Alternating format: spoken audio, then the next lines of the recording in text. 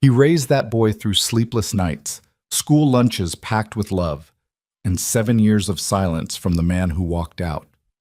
Then one morning, a stranger showed up at his door with a lawyer's letter and a claim to the child Logan Pierce had bled for. The only thing standing between a grieving father and the loss of everything he had left? A woman the world had spent years underestimating. If you've ever fought for something that was already yours, drop your city in the comments and hit that like button. Let me see how far this story travels. Part 1. The blind date had been Darnell's idea, which meant Logan had approximately zero confidence it was going to go well. "You need to get out of the house," Darnell had said, leaning against the doorframe of Logan's kitchen with his arms crossed and that look on his face, the one that meant he'd already decided something and was just waiting for Logan to catch up. "Mason's at your mom's. You got no excuse." "I got plenty of excuses." "Name one." Logan had opened his mouth and then closed it again, because the honest answer was, "I'm tired, and not tired in the way you fix with sleep. Tired in the way that settles into your bones after years of doing everything alone." He was 32 years old, and he felt about 57. "One dinner," Darnell said. "You don't like her, you never have to see her again. But you gotta stop acting like your life ended, man." "It didn't." Logan had wanted to argue that, but he didn't have the energy for that argument either. So he'd said fine. He'd put on the gray button-down that Mason once told him looked like a dad trying. He'd driven across town to a restaurant called Harlow's that had cloth napkins and candles, and the kind of ambient lighting that forgave everyone sitting under it, and he'd arrived 7 minutes early because that was the kind of man he was. He was on his second glass of water when she walked in. He recognized her immediately, not because he'd seen a photo, because Darnell hadn't sent one, just a name and a time, but because of the way she moved. There was something deliberate about it, like someone who had learned a long time ago to walk into rooms before the room could decide what to do with her. Victoria Hale was wearing a dark blue dress, and her hair was pulled back in a way that looked like it had taken either 30 seconds or 2 hours, and Logan genuinely couldn't tell which. She was plus size, curvy in a way that the fitted dress made no attempt to hide, and she scanned the room with the expression of someone doing a threat assessment. Their eyes met. She came to the table. He stood up, old habit, his mother's doing, and they shook hands with the particular awkwardness of two adults who are both too old for this and know it. "Logan," he said. "Victoria." She sat down and immediately looked at the menu, which he'd learned meant one of two things. She was either confident or she was buying herself 3 seconds to collect herself. He suspected the second. They ordered drinks. The server disappeared. A silence stretched out between them that wasn't quite comfortable but wasn't unbearable either. And then Victoria set her menu down and looked at him directly. "I want to get something out of the way," she said. He blinked. "Okay." "I don't look like what people expect." Her voice was even, practiced, like she'd said this before and was going to keep saying it until it stopped needing to be said. When someone hears CEO, they have a picture in their head. I'm not that picture. I figured it was better to just acknowledge that, before it becomes the thing we're both pretending not to notice. Logan looked at her for a moment. Then he said, "That must be exhausting." She tilted her head. That clearly wasn't what she'd been expecting. "Having to do that," he said. "Walk into rooms and pre-apologize for yourself. That sounds really exhausting." Victoria opened her mouth and closed it. Something shifted in her face. Not much, just a slight softening around the eyes. "It is," she said finally. "But it's easier than watching someone try to hide their disappointment." "I'm not disappointed. You don't have to say that." "I know I don't have to," Logan said. "I said it because it's true."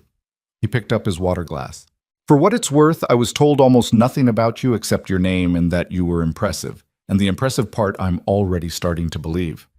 She studied him for a second like she was checking for the angle. Then, "What about you? What am I supposed to know going in?"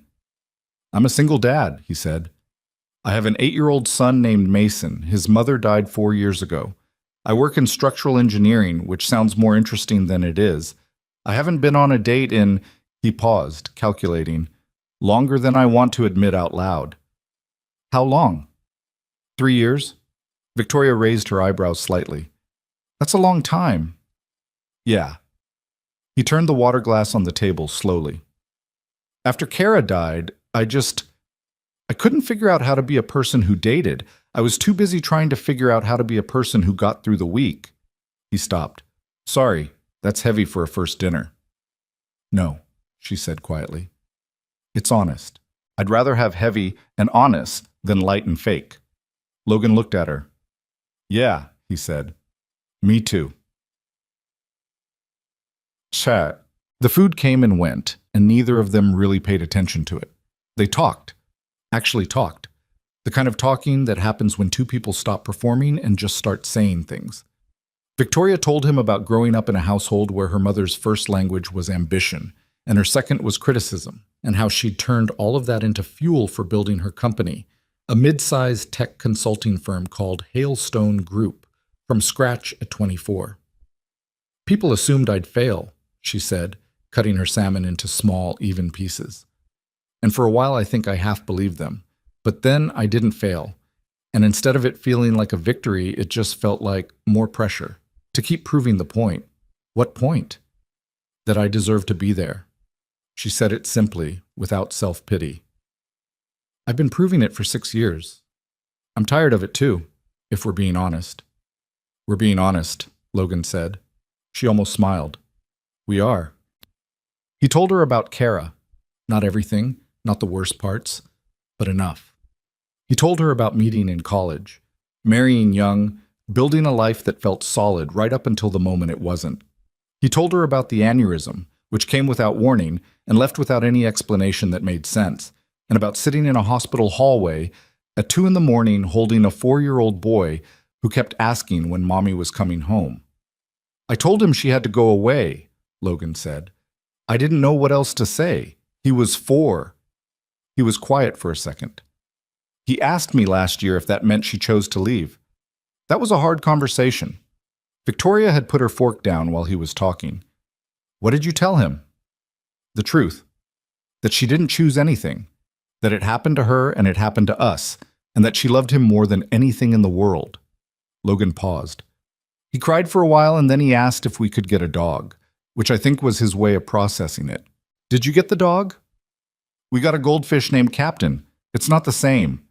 Victoria laughed, a real laugh, sudden and unguarded, and it changed her whole face. Logan found himself wanting to say something to make it happen again. They were the last table in the restaurant. The server had refilled their water 3 times without being asked. When they finally looked up and registered that the place was mostly empty, Victoria glanced at her phone and her expression went briefly strange. It's almost 11, she said. Yeah. Logan sat back. I have to pick Mason up from my mom's in the morning. Right. She reached for her purse. This was, she started, and he could see her choosing between 3 or 4 different ways to end that sentence. Good? He offered. She looked at him. Yeah, it was good. She said it like the word surprised her. Outside the restaurant on the sidewalk, the air had gone cool and the street was mostly quiet. They stood near the entrance with the particular awkwardness of people who aren't sure what comes next. Can I call you? Logan asked. Victoria was quiet for a second. Yeah, she said. You can call me. He watched her walk to her car, a black SUV parked half a block down, and he stood on the sidewalk in the October air, and he thought that Darnell was insufferably right sometimes, and that he was probably going to have to tell him so. He called her on a Tuesday, 3 days later. She picked up on the second ring, which she later admitted was a deliberate strategy because picking up on the first ring felt too eager. You picked up on the second ring, he said. On purpose. I don't know what you're talking about. Yes, you do. A pause. Then, okay, maybe. They talked for 45 minutes about nothing particular. She was in a cab going to a dinner she didn't want to attend. He was sitting on his back porch after Mason had gone to sleep, listening to the neighbor's dog bark at something across the fence. Tell me about him, Victoria said. Mason? Yeah. Logan leaned back in the porch chair and thought about how to describe his kid, which was the kind of question that felt simple and wasn't. He's sharp, he said, like unsettlingly smart for 8. He notices everything. If I'm in a bad mood and I'm pretending I'm not, he'll just look at me. Doesn't say anything, just looks at me until I admit it. That sounds like an old soul. He is. He's also 8, so he'll follow that up by putting a rubber spider in my coffee and thinking it's the funniest thing that's ever happened. Logan smiled at the dark yard. He's been through a lot, but he's a good kid. He's the best person I know, and I know that's what all parents say, but I mean it. You don't say it like all parents say it. How do I say it? Like it's just a fact, not a brag. Logan didn't say anything for a second. He's the reason I keep it together, he said quietly. When Kara died and everything fell apart, he was the reason I got up in the morning. I don't know if that's healthy or not, but it's true. It's human, Victoria said. He heard traffic on her end, a door opening and closing. She'd arrived somewhere. I should go, she said, but a brief pause. I'm glad you called. I'm glad you picked up on the second ring. Goodbye, Logan. Goodbye, Victoria. Mom chat. The second date was coffee, which she suggested, and which he interpreted correctly as a lower stakes format. Something that could end in 40 minutes if it wasn't working, or extend indefinitely if it was. It extended 3 hours. They met at a place called Decker's on a Saturday morning, and Logan showed up with Mason because his mother had a hair appointment that ran long, and he'd spent approximately 30 seconds debating whether to cancel before deciding against it. He texted Victoria one warning message. My son ended up with me this morning, totally fine to reschedule, and she replied within 2 minutes. Bring him. I'd like to meet him. Mason, upon being informed that they were meeting someone, processed this information with the solemn focus of a small person who took things seriously. Is she your girlfriend? No, we went on a date. I'm seeing if I like her. How do you know if you like her? You talk to her. You see how it feels. Mason considered this. Can I help? No. I could ask her questions. Please don't ask her questions. Mason asked her questions. Victoria, to her complete credit, answered all of them. The questions included whether she had ever broken a bone, left wrist, age 11, falling off a trampoline, what her favorite animal was, octopus, for reasons she explained in detail, whether she thought space was infinite or just really big, she said she didn't know, which Mason appreciated more than a confident wrong answer, and what the worst thing she'd ever eaten was tripe, at a business dinner in Portugal, swallowed without chewing to be polite. Mason had laughed at the tripe story with his whole body, the way kids do when something strikes them as purely funny without layers. Victoria looked at Logan over the top of Mason's head, and Logan looked back at her, and something passed between them that neither of them named. On the walk back to the parking lot, Mason slipped ahead to kick a pine cone down the sidewalk, and Logan walked beside Victoria, with their shoulders almost touching. He's amazing, she said. I know. You didn't oversell it. I never oversell things. She glanced at him sideways. You're pretty low-key about everything, aren't you? It's exhausting to be high-key all the time. I'm high-key about everything, she said. It's exhausting. I know, you mentioned. She bumped his shoulder with hers lightly, almost involuntarily, and then looked forward again. Logan thought about taking her hand and didn't, because it was too soon and he was too careful for that, but he thought about it. Weeks went by. The shape of what was happening between them didn't have a name yet, but it took up space. Victoria started texting him at odd hours. Not romance novel texts, not thinking of you at midnight, but things like my VP of operations just quit via email, and I need to complain to someone who isn't an employee, or why is it so hard to find decent takeout sushi? Is this a systemic failure or just long day with nothing after it? Just those 2 words dropped into the conversation like she was putting them down somewhere safe. He always replied. He wasn't someone who'd spent a lot of time thinking about what he needed from another person, because for a long time the question hadn't seemed relevant. But he noticed that he looked forward to her texts. He noticed that when something small and irritating happened at work, a contractor who submitted the wrong specs, a meeting that could have been an email, his first impulse was to tell her. He noticed that Mason asked about her on days they weren't seeing her. Is Victoria coming this weekend? I don't know yet. Can we ask her? I'll mention it. That's not the same as asking. Mason. I'm just saying. She came on a Sunday. She showed up with groceries because Logan had mentioned offhandedly that he'd been surviving on freezer meals, and she had looked at him with an expression that clearly indicated this was not acceptable. She made pasta with a vodka sauce from scratch, not from a jar, from actual ingredients, while Mason sat on the kitchen counter and handed her things when she asked for them with the authority of someone who had decided this was his job now. Logan leaned against the counter across from them and watched, and something ached in him in a way that wasn't bad. Something that felt like the very slow return of something he'd stopped expecting. "You're staring," Victoria said without looking up from the pan. "I'm not staring. Dad stares when he's thinking," Mason informed her. "What are you thinking about?" she asked, still not looking. Logan said, "I don't know yet," which was honest enough. She looked up then, briefly, and the look was quick and unreadable, and then she looked back at the pasta. "Dinner in about 10 minutes, she said. But the dinner was good. The pasta was genuinely excellent, and Logan said so, and Victoria waved it off in a way that didn't fully hide that she was pleased. Mason ate 2 plates and declared it way better than the freezer stuff, which was not the most graceful compliment but landed as one. They sat at the kitchen table until the food was gone, and then past that, talking and not talking in the comfortable overlap of people who have started to figure out how to be in the same room. Logan washed the dishes. Victoria sat at the table with a glass of wine and watched the backyard through the window. Mason had disappeared upstairs to take a shower, loudly, because he narrated things, one of those quirks Logan had stopped noticing, and the kitchen was quiet. "I keep waiting for this to go wrong," Victoria said. Logan turned off the faucet, turned around. "What do you mean?" "This." She gestured at the kitchen, at him, at something general. "It's good. It feels good, and I don't entirely trust that." She said it without self-pity, just the matter-of-fact way she said most things. In my experience, good things have a habit of revealing their catch eventually. Logan dried his hands on the dish towel and came and sat across from her. "What's the catch been before?" She turned the wine glass slowly. "Men who thought the CEO thing was interesting until it wasn't. Men who wanted me to be more manageable," she paused.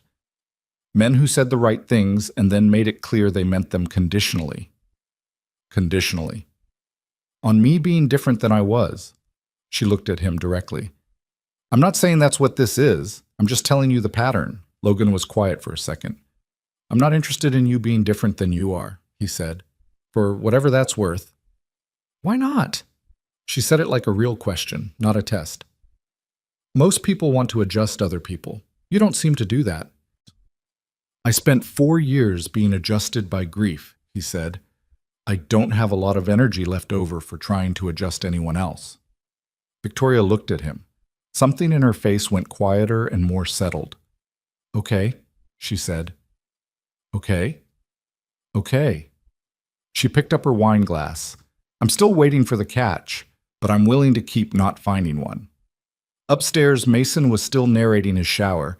Something about sea creatures. Logan could hear the words octopus and fortress. And the sound of it was so ordinary and so specific and so exactly the kind of thing Logan had spent years building around himself, like a shelter that he almost couldn't stand how good it felt to have someone else sitting in it. She met his mother on a Wednesday, which was an accident. Victoria had stopped by after work to drop off a book Mason had expressed interest in, and Logan's mother, Barbara, had decided to swing by unannounced with a pot of soup, as she periodically did. The two women sized each other up over Barbara's soup pot in the entryway. Logan stood to the side and prepared for the worst.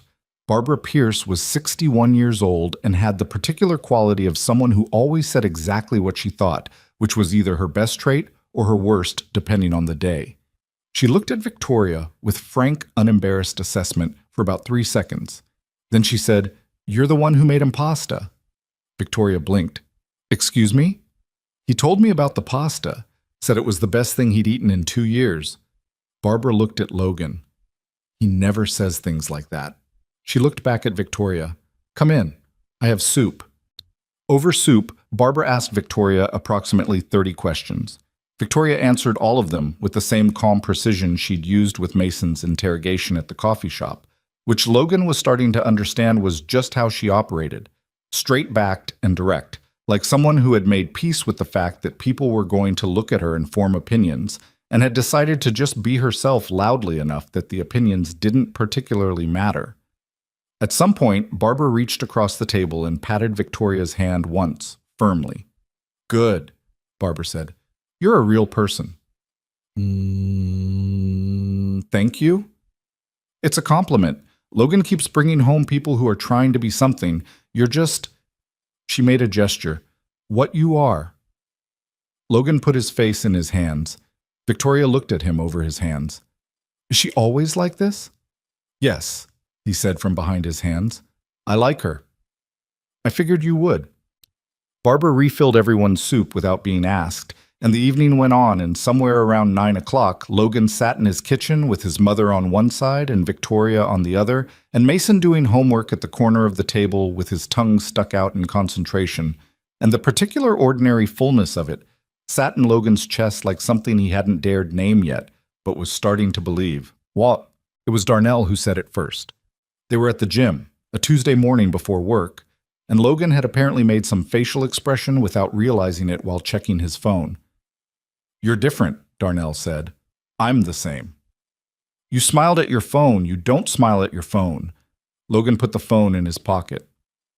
I smile at things. You smile at Mason. You smile at your mom being embarrassing.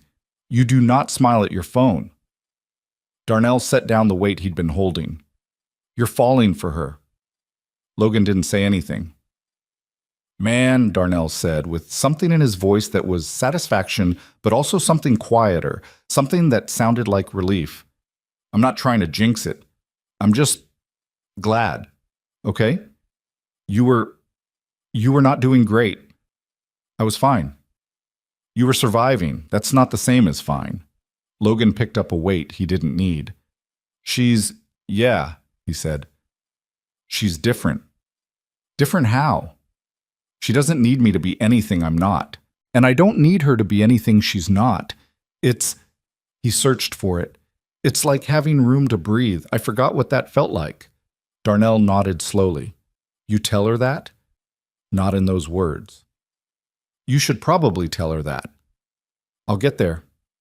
He got there on a Friday night, in Victoria's apartment, on her couch, with a TV on something neither of them was watching, and he told her approximately that, not in a big speech, not with production value, just quietly and without looking away. That being with her felt like room, that he'd forgotten what that was. Victoria was quiet for a moment, then she said, I've never had anyone say anything like that to me. What do people usually say? She thought about it. Things about my success, my ambition, my drive. She turned to look at him. Nobody ever said it felt like room. It does, Logan said, but for me it does. She looked at him for a long moment, and then she leaned her head against his shoulder, and he put his arm around her, and the TV played something in the background that neither of them registered, and nothing was fixed or resolved or certain, but in that particular hour on that particular couch, something settled between them that felt like the beginning of a promise. So he didn't know what was coming. He had no reason to know. The 4 years since Kara's death had been hard, but they had been his and Mason's, a life built carefully from wreckage, nothing owed to anyone. He had worked, provided, protected, repeated the cycle. He had started, carefully and against his better judgment, to believe in something again. He didn't know that 22 blocks away, in a budget motel on Fletcher Street, a man was lying on a rented mattress with a phone in his hand and a lawyer's number on the screen and the name Mason Pierce somewhere in his thoughts. Not with love, not with the particular ache of a father who'd lost years, but with the cold arithmetic of someone who had recently learned about a trust fund. Ryan Mercer had been out of Mason's life for 6 years. He was thinking about coming back, and Logan Pierce, who had no idea, was sitting on a park bench the following Saturday, watching his son throw bread to the ducks, and thinking that maybe things were going to be okay. He was wrong about the timing, but he wasn't wrong about the other thing. The letter arrived on a Thursday. Logan almost missed it. It was sandwiched between a water bill and a grocery store circular, a standard white envelope with a return address he didn't recognize, and his name printed in the slightly too formal way of legal correspondence. He stood in the front hallway with his coat still on and his keys in his hand, and he opened it, and he read it once, and then he read it again more slowly, and then he stood there for a while without moving. Petition for establishment of parental rights and visitation. Respondent, Logan Pierce. Minor. Child, Mason. James Pierce. Petitioner, Ryan Daniel Mercer. The name landed like something physical. Ryan Mercer. Mason's biological father. The man who had left when Mason was 2 years old, not dramatically, not with a fight, just quietly and completely, the way water drains out of a tub, until one day Logan and Kara had looked up and realized he was simply gone. No calls, no cards on birthdays, no forwarding address, just absence, total and sustained, for 6 years. Logan set the letter on the kitchen counter. He took off his coat. He hung it on the hook by the door. He did all of this very carefully, the way you do things when something in you is trying not to fall apart in the hallway. Then he called his attorney. Sandra Cole had handled the paperwork when Logan formally took over as Mason's sole legal guardian after Kara's death. She was 54, direct in the way of someone who had spent decades watching people's worst moments unfold across conference tables, and she did not traffic in reassurances she couldn't back up. "I got a copy today," she said when she picked up. "I was going to call you tonight." "What does it mean?" "Legally."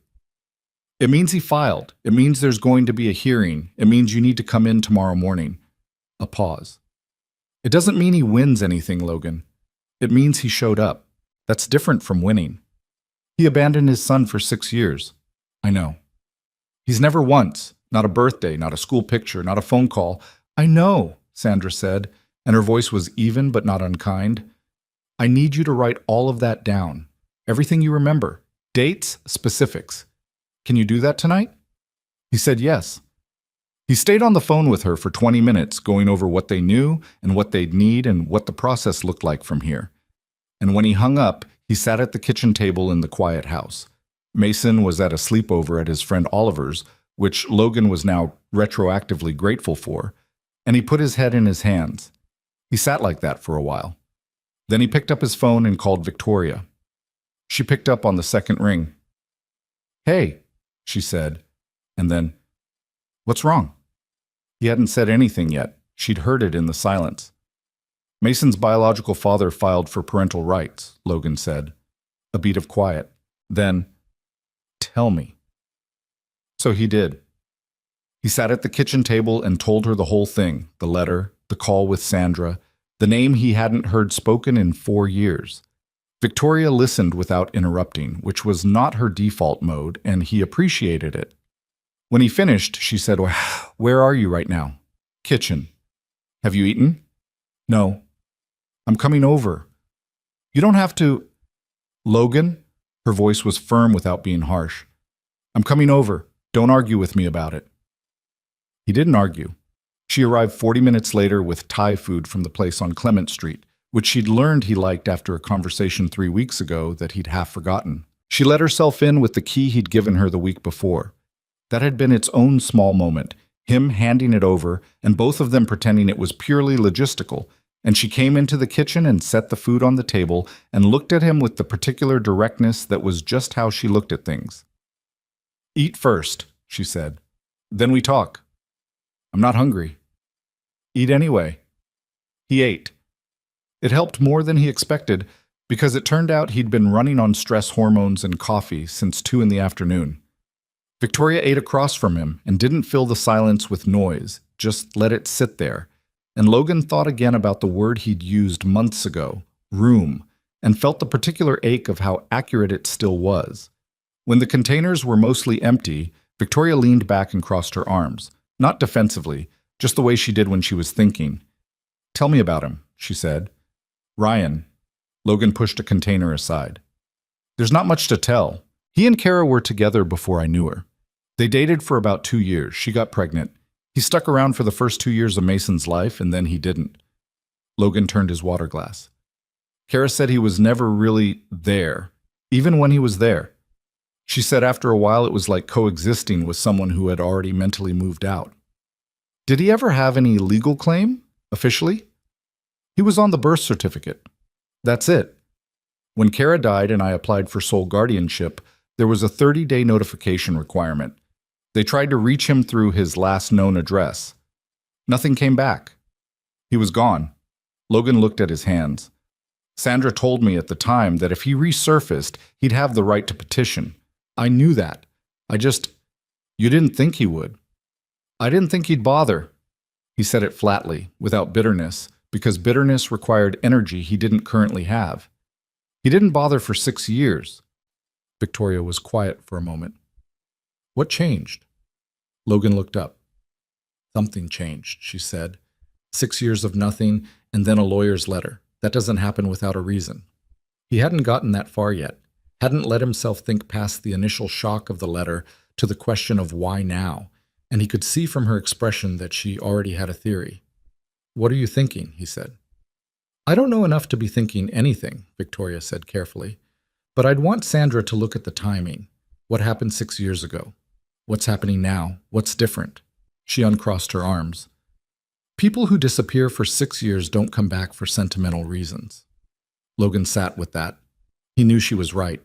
He'd known it somewhere below the shock, in the part of him that had spent 4 years protecting Mason from every angle, and that part was already cold and watchful and not surprised. The trust fund, he said quietly. Victoria looked at him. Kara's parents died 2 years after she did. They left everything to Mason. It goes into a trust that he gets access to at 18. It's not a huge amount, but it's substantial. He paused. Sandra mentioned it when we set up the guardianship. Said we should be aware that it could become a factor if anyone ever contested custody. The kitchen was very quiet. Okay, Victoria said. She said it the way she said things when she'd made a decision somewhere in her head that she wasn't ready to say out loud yet. Okay, you have an appointment with Sandra tomorrow? 9 a.m. I'll come with you. Victoria, not to take over, she said immediately. I know it's not my place to sit in on legal strategy. She stopped, and something flickered across her face that wasn't her usual composure. I don't want you to drive there alone and sit in a parking lot for 20 minutes trying to pull yourself together. You shouldn't have to do that part alone. Logan looked at her across the table. He thought about all the things he could say, about not wanting her to feel obligated, about this not being her fight, about the dozen reasonable objections that a more guarded version of himself would have raised 6 months ago. Instead, he said, "Thank you." She nodded once, picked up the empty containers, and started cleaning up. Sandra Cole's office was in a building downtown with a security desk and too many elevators and the particular institutional smell of carpet cleaner and paper. Logan had been here twice before, and it had never felt like a good building. Sandra shook Victoria's hand without blinking. She was not a woman who wasted time on the logistics of other people's relationships, and spread 3 manila folders across the conference table. Here's what we know, Sandra said. Ryan Mercer filed this petition 11 days ago through a family law attorney named Brett Okafor. Okafor works primarily in family and estate disputes, which is interesting. She tapped one of the folders. The petition claims Ryan wants to establish a relationship with his son and requests regular visitation leading to a co-parenting arrangement. It does not explicitly mention the trust fund. But, Logan said, the timing of this petition falls 14 months before Mason's 9th birthday, which is, for reasons I won't bore you with, a relevant marker in the trust documentation, specifically when the trustee conducts the first formal review of the fund. Sandra looked at Logan over her reading glasses. I'm not saying that's what this is. I'm saying it's a coincidence worth noting. Victoria, who had been sitting quietly beside Logan with her hands folded on the table, said, "What would Ryan actually need to establish in order to have any influence over that trust?" Sandra looked at her. Legal parentage and an active custodial relationship, both of which he currently lacks, both of which a successful petition could theoretically establish. She took off her glasses. I want to be clear. Even if he gets visitation, that doesn't automatically give him access to trust funds. But it opens doors.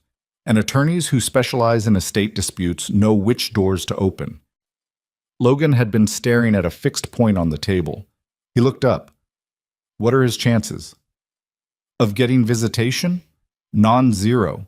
Courts have a bias toward biological parents and toward what they call the best interests of the child, and they interpret best interests more broadly than most people expect.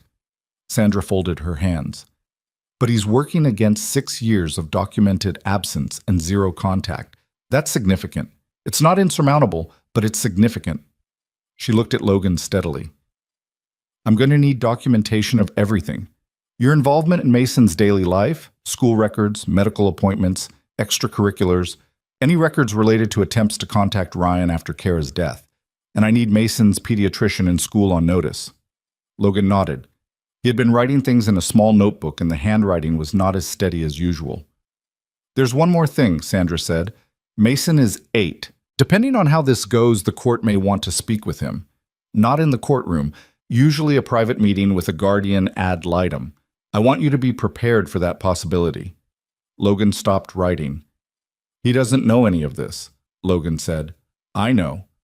He doesn't know Ryan exists. Not in a real way. He knows his biological father left when he was small. He doesn't know his name. He doesn't know anything about him. Logan's voice was controlled, but only just.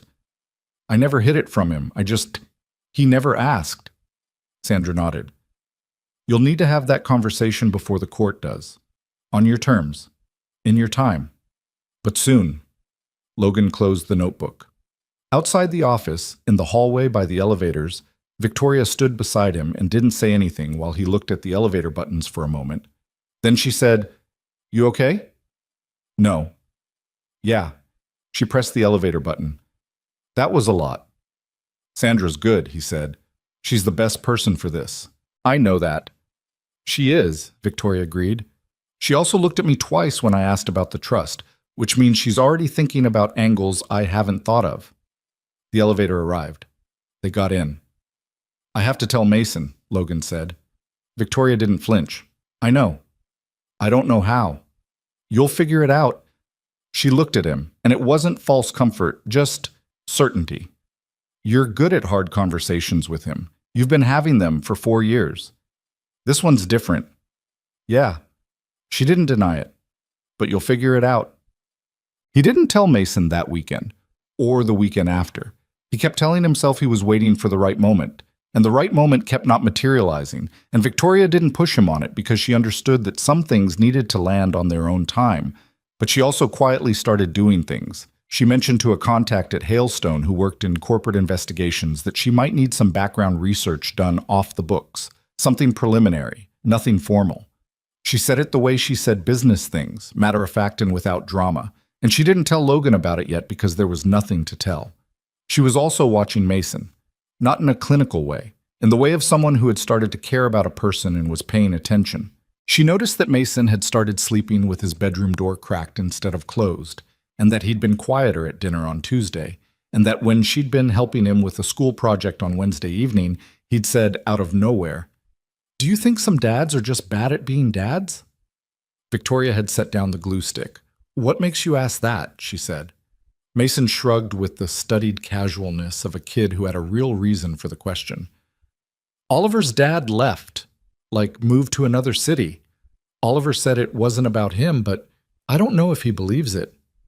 It wasn't about him, Victoria said. How do you know? Because kids don't make adults leave. Adults make adults leave. She kept her voice even. That's a grown-up choice made for grown-up reasons that have nothing to do with the kid. Mason absorbed this.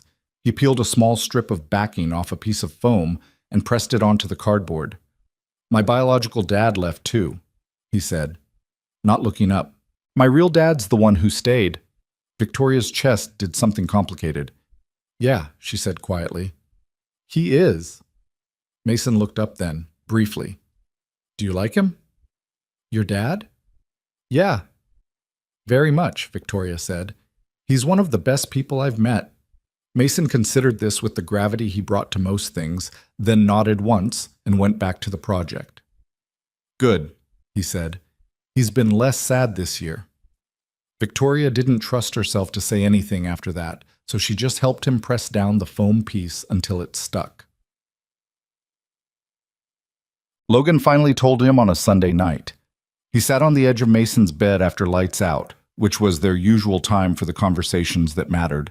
Something about the dark made certain things easier to say. Mason was lying on his back, looking at the glow-in-the-dark stars on his ceiling, a constellation Logan had put up 4 years ago that was only loosely accurate. I need to tell you something, Logan said. Mason's eyes didn't move from the stars. Is it something bad? It's something complicated. A pause. Is Victoria sick? No, Victoria's fine. Everybody's fine. Logan looked at his hands, then at his son. Do you remember a while ago when you asked about your biological father? The man who was with your mom before you were born? Mason was quiet for a moment. I remember you said he moved away. That's right. He left when you were 2. You were too young to remember him. Okay. Logan took a breath. He's contacted a lawyer. He's asking a court if he can spend time with you. The room was very still. Mason turned his head slowly and looked at Logan. Why? I don't know his reasons exactly. We're going to find out. I don't know him. Mason said it with a precision that was almost adult. He's not my dad. You're my dad. I know, and I'm not going anywhere. I need you to know that before anything else. Logan held his gaze. Nothing about this changes who your dad is. That's me. That's not changing. Mason looked back at the ceiling. His jaw was set in a way Logan recognized, the way Mason held his face when he was trying not to let a feeling show. Are they going to make me go with him? He asked. I don't know what's going to happen yet. Sandra, the lawyer who helps us, she's working on it. What if I don't want to? Then you tell the people who ask. Your voice matters in this. Does it matter enough?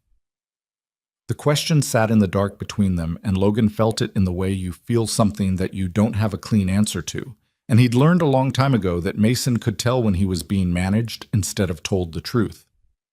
I'm going to fight for you, Logan said. That's what I know for certain. The rest, I'm not going to lie to you and tell you I know exactly how it goes. But I know I'm not going to stop. Mason was quiet for a long time. Then he said, Victoria knows. Yes. Is she helping? Yes. Another pause.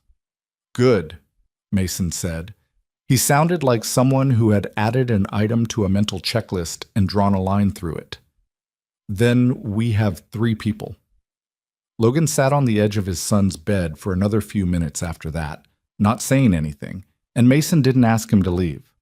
Upstairs, the house settled around them, the small sounds of a life built carefully, radiator ticking, a car passing outside, and Logan looked at the plastic stars on the ceiling that barely glowed anymore, most of the luminescence worn out of them over the years, and he thought that some things kept showing up even when the light was mostly gone. He sat there until Mason's breathing evened out. Then he went downstairs, picked up his phone, and texted Victoria, told him. She replied in under a minute. How'd he take it? Logan thought about it. He typed, like Mason. Her reply came back. Then he's going to be fine. So are you. He put the phone down on the counter and stood in the kitchen for a while in the quiet, and he didn't feel fine exactly, but he felt something steadier than he had in weeks. The particular steadiness of a man who knows what he's standing on, even when what's coming is still out of view. The investigator Victoria hired was named Denise Farrow, and she operated out of a 2-room office above a dry cleaner on Market Street with a filing system that looked like chaos and apparently was not.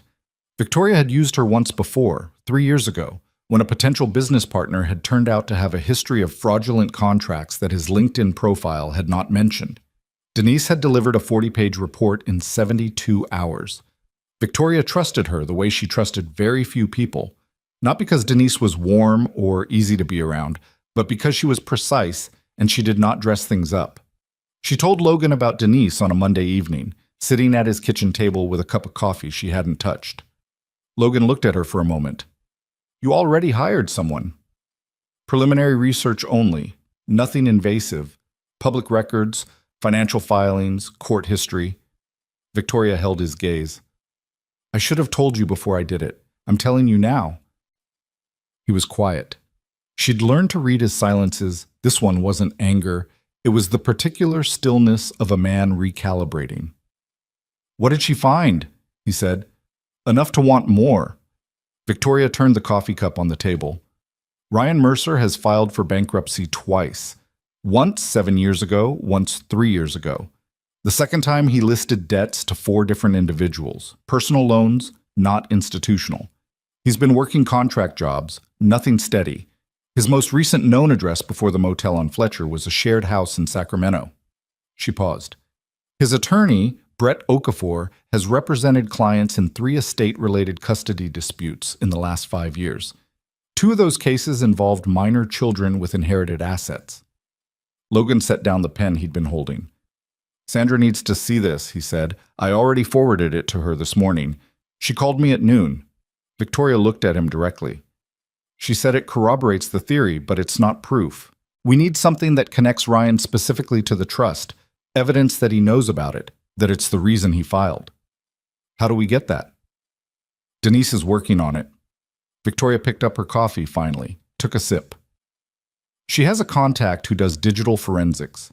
She's looking at whether Ryan's had any contact with the trust administrator's office, whether Okafor has any history with that firm. A pause. It might not lead anywhere, but it might. Logan was quiet for a long moment. Then he said, I don't know how to do this. Do what? Let someone else carry part of it. He wasn't looking at her. He was looking at the table, at the pen he'd set down. I've been the only one handling things for so long. Mason, the money, the decisions. It's just, that's how it's been. I know, Victoria said. It doesn't mean I don't want the help. I do want it. I know that too. He looked up then. I'm not great at saying thank you for things that actually matter. You're better than you think, she said.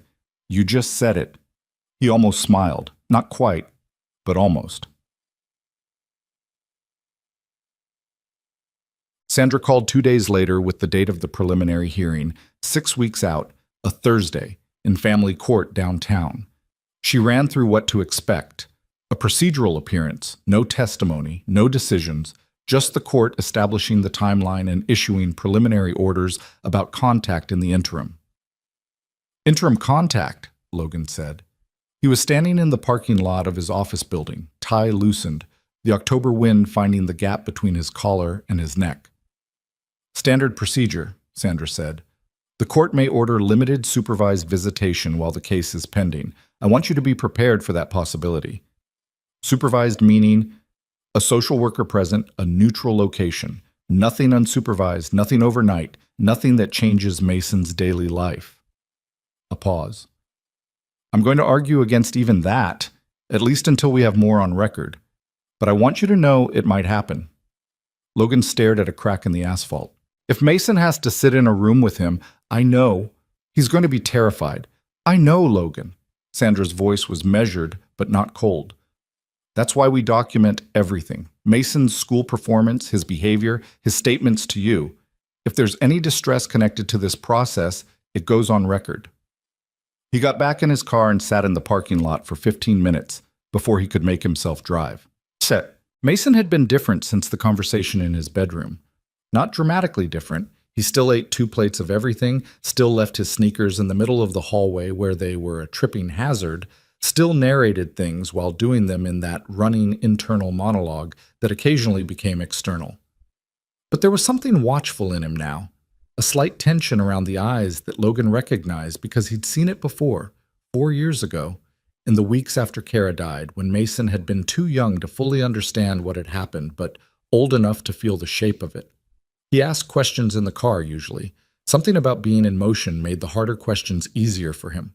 On the way to school on a Wednesday, he said, Is he going to come here, to the house? No, Logan said. Never to the house. To my school?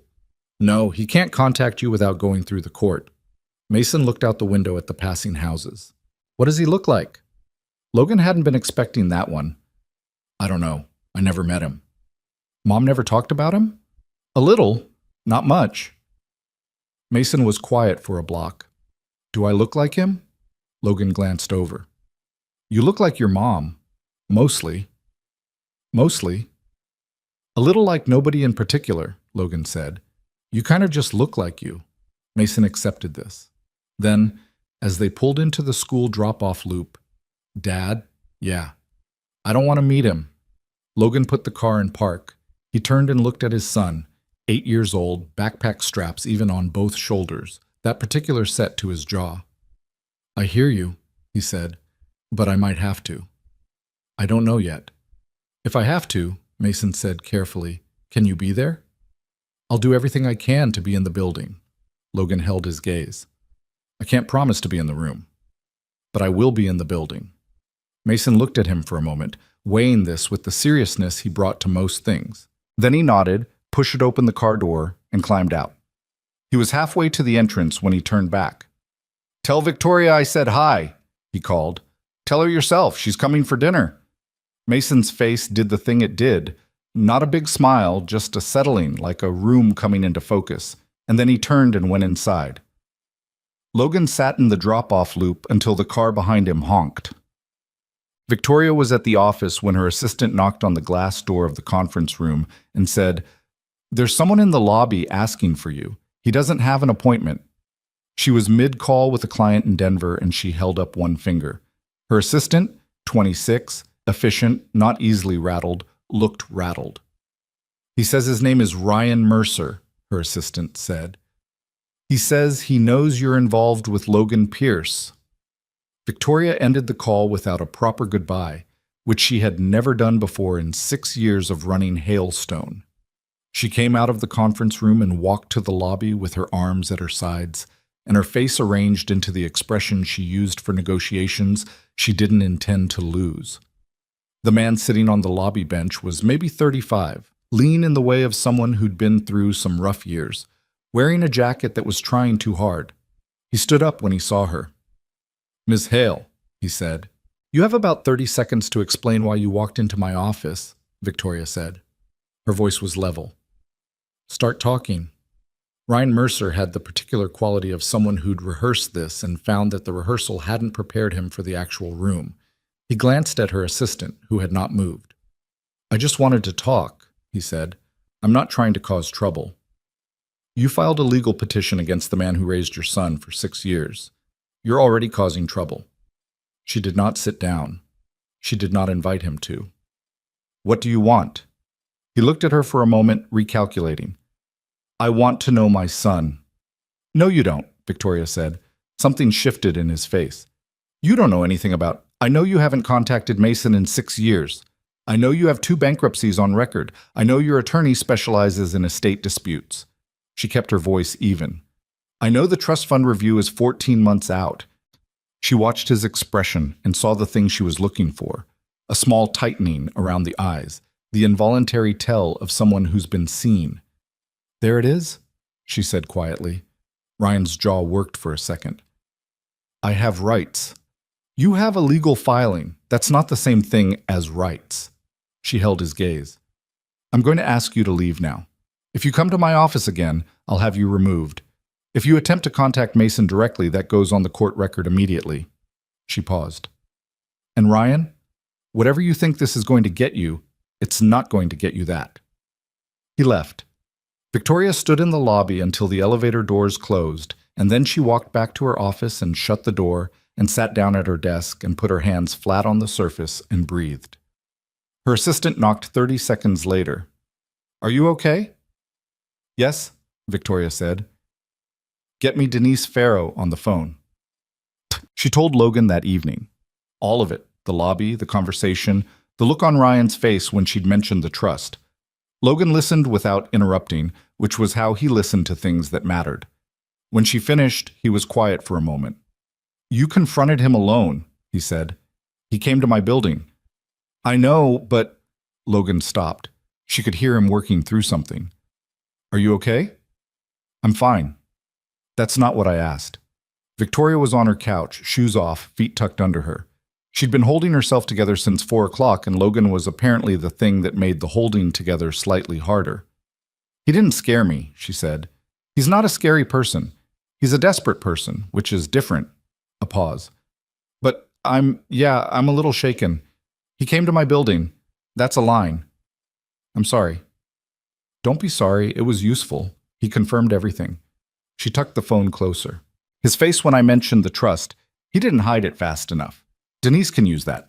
If he's been in contact with the trust administrator's office, she'll find the thread. Victoria, Logan's voice was careful. You don't have to run parallel operations on my behalf. This is my fight. Your fight, my choice to help, she said. Those aren't in conflict. I just don't want this to cost you. Logan, she cut him off. not unkindly. I have been the CEO of a company for 6 years. I have been in rooms with people who wanted to take things from me, dismantle things I built, tell me I didn't belong there. I know how to handle people who want something they're not entitled to. A pause. Ryan Mercer showed up in my lobby. He's not the most formidable opponent I've ever managed. A long silence. Then Logan said, "Okay. Okay? Okay." She could hear him exhale. "Thank you for handling it the way you did." "I'm not done handling it." "I know." Something in his voice shifted, quieter. "I know you're not."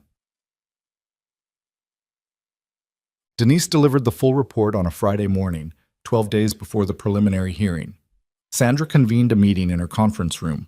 Logan, Victoria, and Denise arranged around the table with coffee that nobody touched. Denise was 51, short, with reading glasses on a chain, and the particular economy of motion of someone who didn't waste energy on anything that didn't matter. Ryan Mercer placed 2 calls to the Office of Whitmore Trust Administration in August, Denise said, not looking up from her folder. Whitmore administers Mason Pierce's trust. Both calls were made before Ryan filed his custody petition. She slid a printed phone record across the table. These are from a prepaid number registered to a fictitious name, but the calls originated from a cell tower 2 blocks from Ryan's motel. Sandra picked up the record. Her expression didn't change, but something behind her eyes went sharp. He also exchanged 3 emails with Brett Okafor in July, Denise continued, 2 weeks before those calls, referencing, and I'm quoting here, the Pierce estate situation and its timeline. Okafor's reply references the window of opportunity for establishing standing. She slid a second sheet across the table. These were obtained from a source I won't name. They're admissible as evidence that the emails exist. How we get them officially into the record is Sandra's problem. Sandra was already making notes. I can subpoena Okafor's correspondence through the discovery process. If these emails exist in his files, we get them through proper channels. Logan was looking at the phone records. He hadn't moved since Denise started talking. He called the trust office, Logan said, before he even filed. 2 months before, Denise said. He wasn't trying to find his son. Logan's voice was flat. He was trying to find the money. Nobody said anything, because there was nothing to say that the documents hadn't already said more clearly. Victoria put her hand over Logan's on the table, not squeezing, just there. He didn't pull away. "What else?" Sandra said to Denise. "Ryan Mercer has a half-sister in Phoenix. She has a minor child. There's a pattern of Ryan periodically reappearing in her life during financial hardship and borrowing money he doesn't repay." Denise closed her folder. "He's not a predator in a criminal sense. He's someone who exploits proximity to people who care about a child he didn't bother raising. This is his pattern." The room was quiet. Sandra set down her pen. "This is enough to build on. The subpoena will take 2 to 3 weeks, which puts us past the preliminary hearing, but we'll have it before the full custody evaluation." She looked at Logan. "At the preliminary hearing, I'm going to argue that interim visitation is not in Mason's best interest given the circumstances, and I'm going to put the financial motive on record as early as the judge will allow me." She paused. "How is Mason doing?" "He's scared," Logan said. "He's holding it together, but he's scared." "Has he said anything specific about not wanting contact with Ryan?" "Several times." "In those exact words?" Logan thought back to the car, to the drop-off loop, to "I don't want to meet him," said with that particular 8-year-old precision. "Yes." "Write it down. Exact words, date, context, everything." Sandra looked at both of them. "We're going to be okay. This is going to be hard and it's going to take time, but we're going to be okay." Logan nodded. He looked like someone who wanted to believe that and was working on it.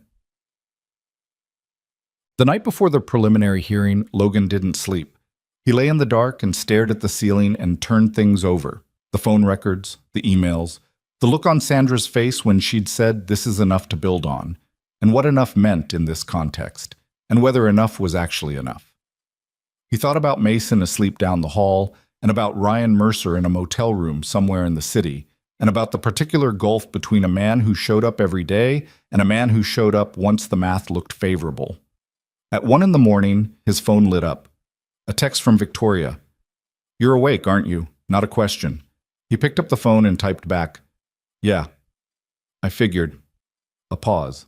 Then, Mason's going to be okay. You're going to be okay. I know you know that somewhere under all the fear. He looked at the message for a moment, then, What are you doing awake? Her reply took a minute. I keep thinking about him in that lobby. The look on his face when I said the trust review date. Like I'd caught him at something and he was angry that he got caught instead of sorry for what he'd done. Another pause. Some people treat children like assets. It never stops being repulsive. Logan read that twice. You were remarkable in that lobby. I was angry. She sent a second message immediately after. Anger makes me very articulate, I know. He typed, Thank you for everything you've done. I mean it. A long pause this time. Long enough that he thought maybe she'd fallen asleep. Then, I'm not doing it for a thank you. I need you to know that. I'm doing it because he's your son and you're a gap, like she'd started and stopped. Because you matter to me, both of you. Logan set the phone on his chest and looked at the ceiling. Outside, a car passed on the street. The radiator ticked. Down the hall, Mason slept the deep sleep of children who have done all the worrying they can do and surrendered the rest to the adults around them, which was its own kind of trust, the most demanding kind. Logan picked up the phone. He typed, You matter to us too.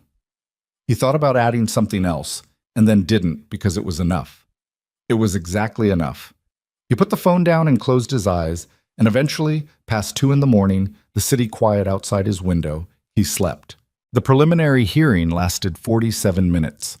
Logan sat at the respondent's table in a suit he'd worn to 2 funerals and 1 job interview, and he kept his hands flat on the table in front of him because that was the only way to keep them still.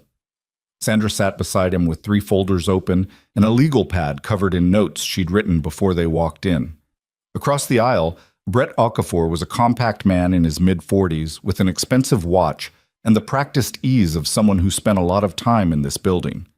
Ryan sat beside him in a collared shirt that was slightly too large, and he looked at the table when Logan looked at him, which Logan noted and filed away. The judge was a woman named Honorable Patricia Wren, 60-something, with reading glasses on a chain identical to Denise's, and an expression that communicated she had seen every version of every situation that came through her courtroom and was not going to be maneuvered by any of them.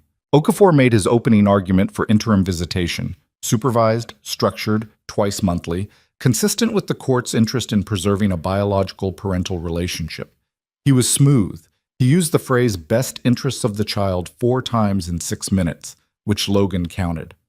Sandra responded. She was not smooth in the same way. She was precise, which was better. She laid the 6-year absence on the record with specific dates. She noted that Mason had never met the petitioner and had no established relationship with him. She referenced Mason's expressed wishes, which Logan had documented in writing. She noted, carefully and without overstatement, that the timing of the petition relative to the trust fund review raised questions about the petitioner's motivations that the court should consider before placing any burden of contact on an 8-year-old child. Okafor objected to the trust fund characterization. Judge Wren overruled him without looking up from her notes.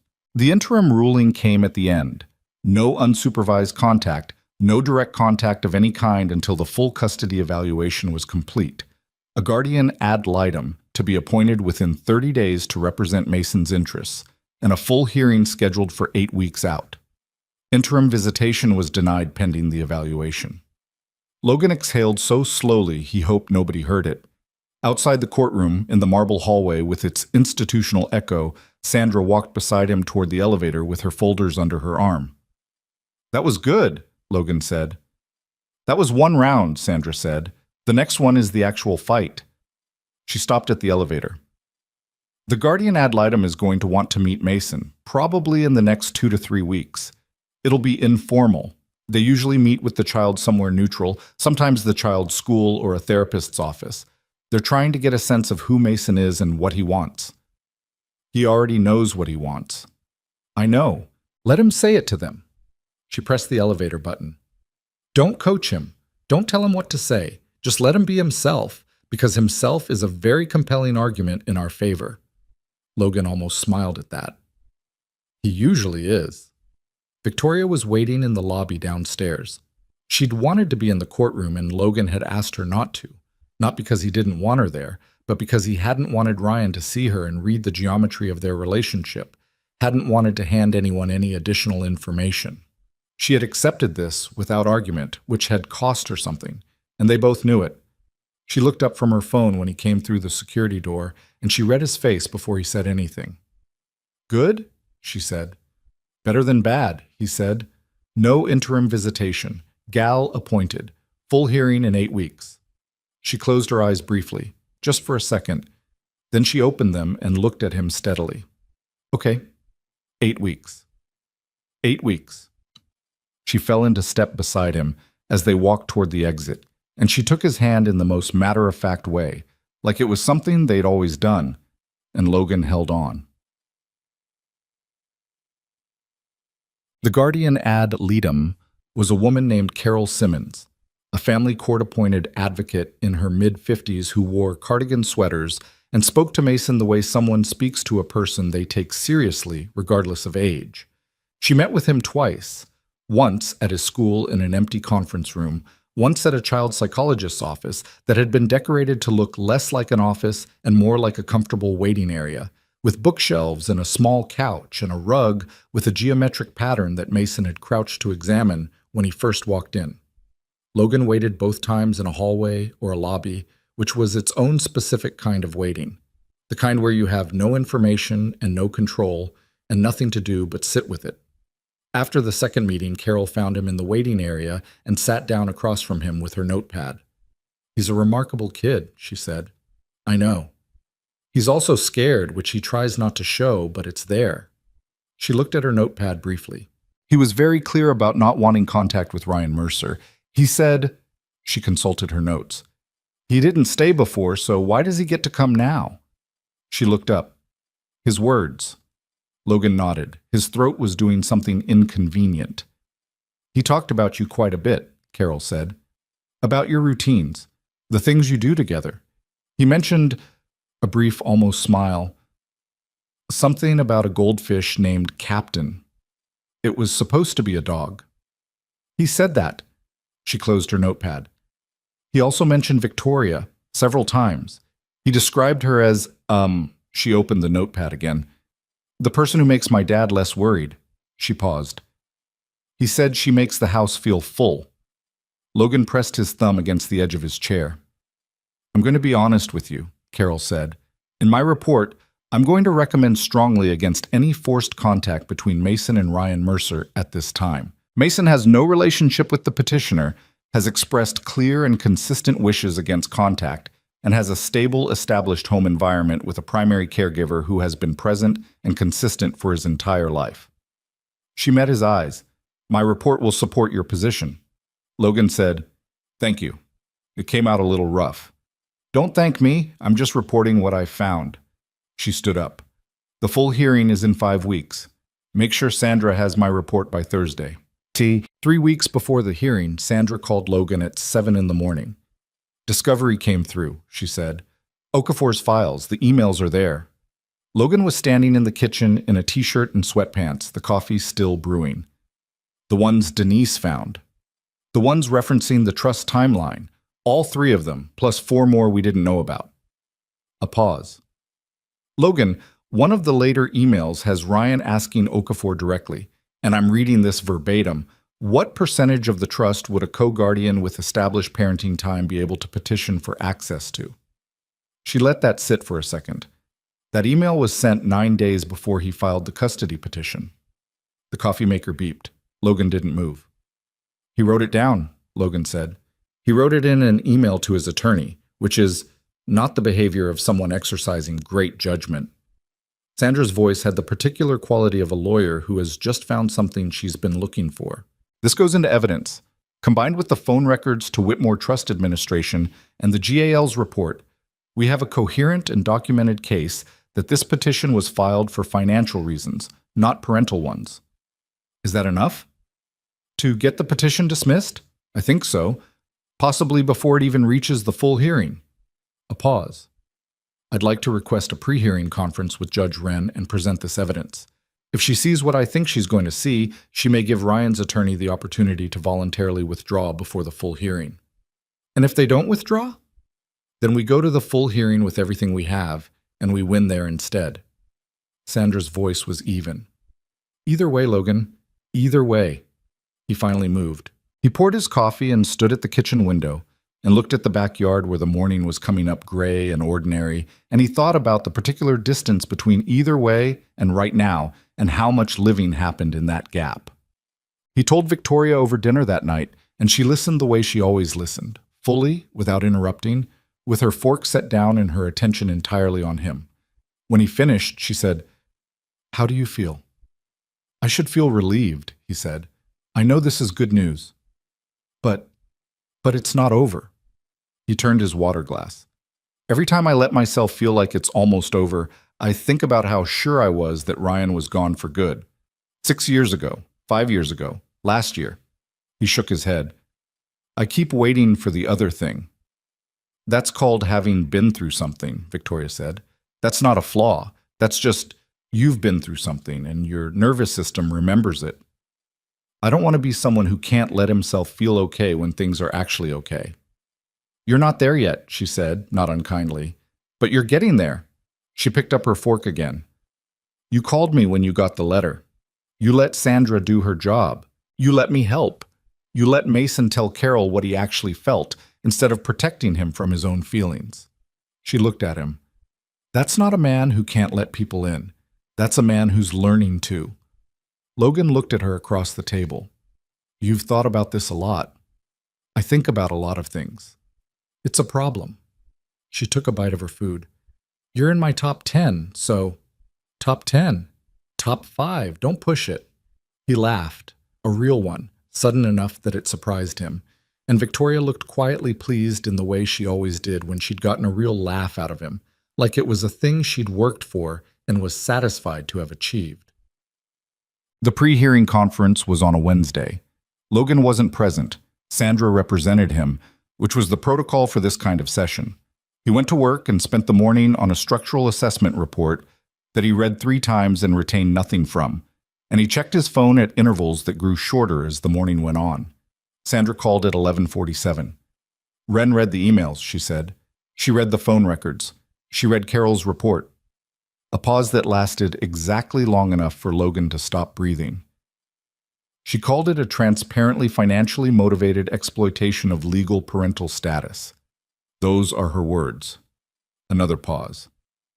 "She gave Okafor 48 hours to advise his client to voluntarily withdraw the petition or face a full hearing at which she made clear she would not be looking favorably on the petitioner." Logan was in a stairwell. He didn't remember walking there. "Sandra." "Yeah." "What does that mean?" "It means Ryan Mercer has 48 hours to decide whether he wants to sit in a courtroom while a judge reads his emails out loud and enters them into the public record, or whether he wants to walk away." She paused. "My read on Okafor is that he's going to advise his client to walk away. Okafor is transactional, not ideological. He's not going to spend his reputation defending an unwinnable position." Logan sat down on the stairwell steps. He put his back against the wall. 48 hours, he said. 48 hours, Sandra confirmed. "I'll call you the moment I hear anything." He sat in the stairwell for a while after she hung up. A door opened 2 floors up and someone came down the stairs, and Logan stood up and pressed himself to the side to let them pass, and the person nodded at him and moved on. And Logan stood in the stairwell with his phone in his hand thinking about 48 hours and what lived inside them. The first 24 passed without word from Okafor. Logan spent them in the specific agony of enforced normalcy. Work, pickup, dinner, homework, at the kitchen table.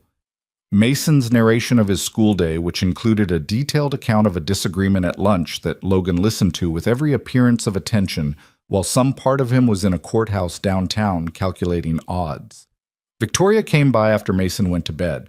She didn't ask if he'd heard anything because he would have called. She just came over and sat on the couch with him, and they watched something on television that neither of them could have described afterward, and at some point she fell asleep on his shoulder, and he didn't wake her. At 2 a.m, she stirred and said groggily, "What time is it?" "Late. You fell asleep." Mm. She didn't move immediately. You should sleep. I know. Are you going to? Probably not. She sat up slowly and looked at him in the dark living room. The TV off now, just the ambient light from the street through the curtains. She looked tired and rumpled and entirely real in a way that made his chest ache. This is almost over, she said, not to comfort him, just as a fact she believed. Yeah. And then we get to just be. She rubbed her eyes. I've been thinking about that. What the after looks like. What does it look like? She thought for a moment. Boring, she said. I mean that as a compliment. Just ordinary. The three of us being ordinary together without something hanging over it. Logan looked at her. The three of us, he said. She seemed to catch herself, briefly, like she'd said something more than she'd intended. Then she held his gaze and didn't take it back. Yeah, she said. If that's... I know we haven't said... Victoria. Yeah. I want that, he said. The boring, ordinary version. With you. She looked at him for a moment. Something moved across her face that wasn't quite composure and wasn't quite the opposite of it. Something in between. The expression of a person who has spent years managing their own expectations and is discovering that the expectation she managed away has come back. Okay, she said quietly. Okay, he said. She stayed. She slept in the guest room because she had a 7 a.m. call and needed actual sleep, and Logan finally slept too, around 3, which was more sleep than he'd expected. Okafor called Sandra at 9:17 the next morning. Sandra called Logan at 9:22. He's withdrawing, she said. Voluntary dismissal. Papers filed by end of business today. Logan was in the parking lot of Mason's school. He'd dropped Mason off 10 minutes ago, was still sitting in the lot with the engine running for no reason he could explain. It's over, he said. The petition is withdrawn. Ryan is leaving the case. A pause. I can't tell you he won't try again someday, through some other angle, but this particular action is done. He's gone. Logan looked at the school entrance. The last kid had just gone through the door, the lot emptying out around him, and the morning was cold and very clear, and the trees along the fence had mostly lost their leaves. He thought about Mason at the breakfast table an hour ago, eating cereal and arguing about whether octopuses were smarter than dolphins, and getting milk on the sleeve of his sweatshirt and not caring. He thought about that normalcy, the specific, irreplaceable normalcy of a kid who doesn't know yet that the thing hanging over him has just lifted. Thank you, Logan said. Sandra, for everything. That's what you pay me for, she said, which was her version of warmth. Go tell your kid. He didn't go in. Mason was in class, the day was already started, and some news was better given at the right time than at the nearest opportunity. But he sat in the parking lot for a few more minutes, engine running, the heat coming through the vents, and he called Victoria. She answered on the second ring. He withdrew, Logan said. A silence. Just long enough to mean something. Then she said, Logan? It's done. He heard her exhale, long and slow, like something she'd been holding for weeks finally leaving her body. And then she said very quietly, I told you. You did. I told you we were going to be okay. You did, he said again.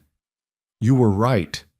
Another silence, the comfortable kind, and through the phone he could hear something in her office. A door. A distant conversation, the sounds of her regular life resuming.